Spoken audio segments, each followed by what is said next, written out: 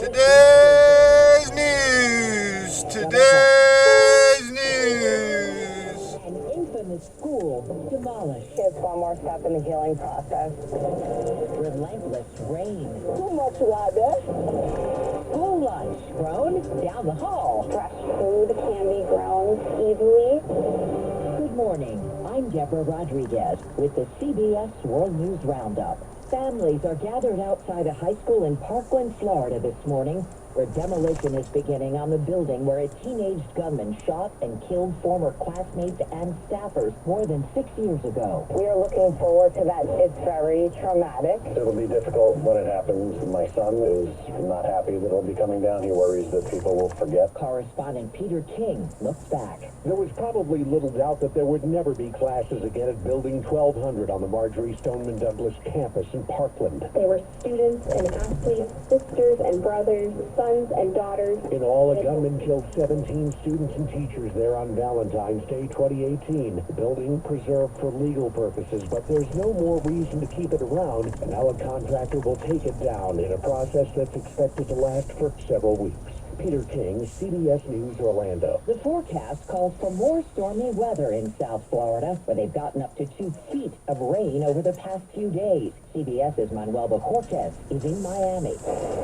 It's expected to be a fourth straight day of excessive rainfall in South Florida, flooding countless homes and roadways from Fort Myers to Fort Lauderdale, which has already been hard hit. Cars littered everywhere on top of sidewalks and the median in the middle of the street. Officials continue to remind people to stay off the roads. If you don't have to be out, don't be out. For some longtime residents, this deluge has been different. 13 years, there's been storms. Never like this. The rain is expected to continue into tomorrow. Leaders of the Group of Seven are getting input on high tech from the 87-year-old leader of the Holy See. CBS's Nancy Cordes has details from Bazzano, Italy. President Biden is set to meet with Pope Francis here today. The Pope is not a frequent attendee of the G7 Annual Leaders Summit, but he was invited because the Vatican has made it a priority to push for the ethical use of artificial intelligence, and AI is a big focus at this year's gathering as leaders try to figure out how to protect workers and make sure that the technology is being used for good. Catholic bishops here in the U.S. are voting on a document apologizing for the church's role in a history of trauma. It comes after findings of widespread abuses at Catholic-run Native American boarding schools, something the Pope apologized for during a trip to Canada 2 years ago.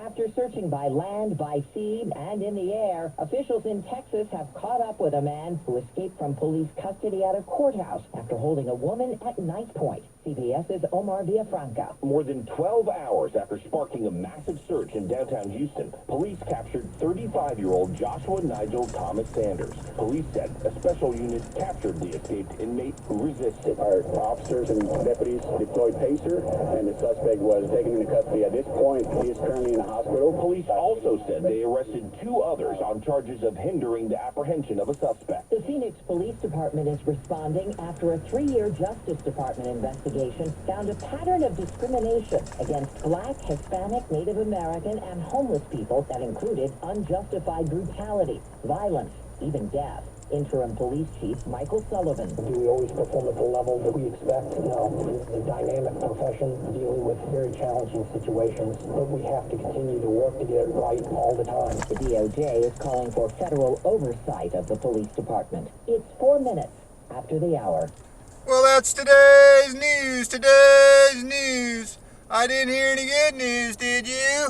I didn't think so. I guess it's all about perspective. The glass is half full. Well, as always, I'd like to thank you again for coming along with me on these Dash Cam News adventures. You know the drill. Peace, love, and all that hippie jazz. Bye-bye, everybody. It's 54 degrees in Alameda, California.